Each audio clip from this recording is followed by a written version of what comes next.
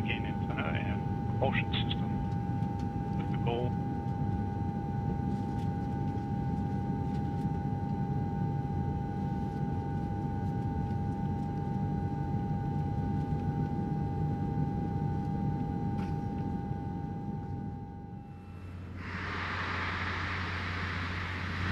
We're at T-minus 15 seconds.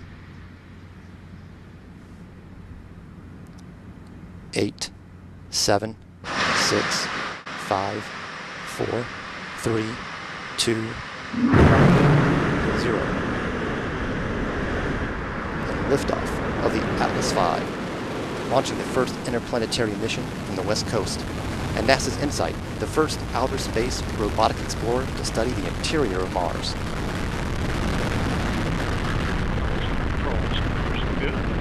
Check pressures and RPMs. Expect the dam at this point.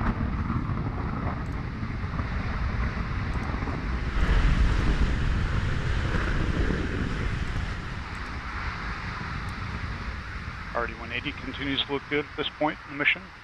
Check the pressures, pump speeds, expected regions, extra ratio, controlling within expected parameters.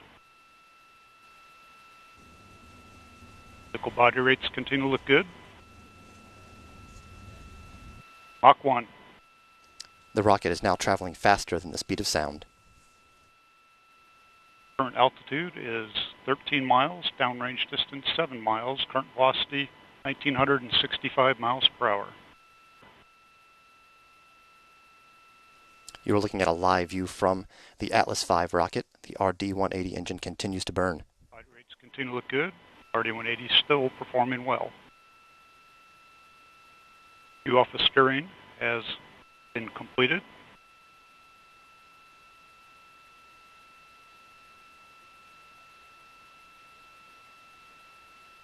Moving the throttle to 5 Gs.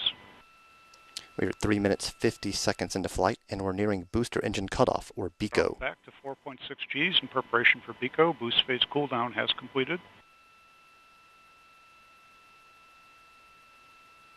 And we have BECO. Shutdown looks good. And the RD-180 engine on the first stage of the Atlas V has shut down. Stage separation. We have box and fuel pre-start. The GN2 purge firing, the RCS is underway. We have ignition and full thrust on the RL-10. And the second stage engine, the RL-10, has ignited. And we have indication of payload fairing jettison. Looks like a good step. And the payload fairing that was encapsulating the InSight spacecraft has been jettisoned. The RL-10C engine, the second stage of the Centaur, continues to burn. And what is the primary science objective for the InSight? Well, the InSight is going to go to Mars to look beneath the surface and make the first map of the inside of Mars. We're going to delineate the thickness of the crust, the size of the core, the internal composition, and use those measurements to inform our models of planetary formation, planetary differentiation, and how the planets, the rocky planets, start out, and perhaps understand why some planets take a path that becomes a habitable planet like the Earth, and others take a path that becomes not habitable, like, say, Venus or Mars. And we have indication of spacecraft separation.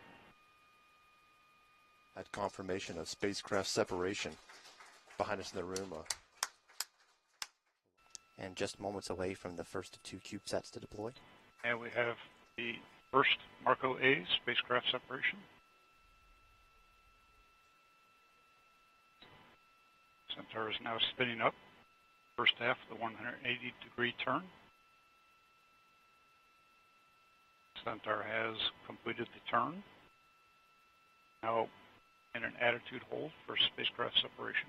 And we have indication of Marco B being deployed.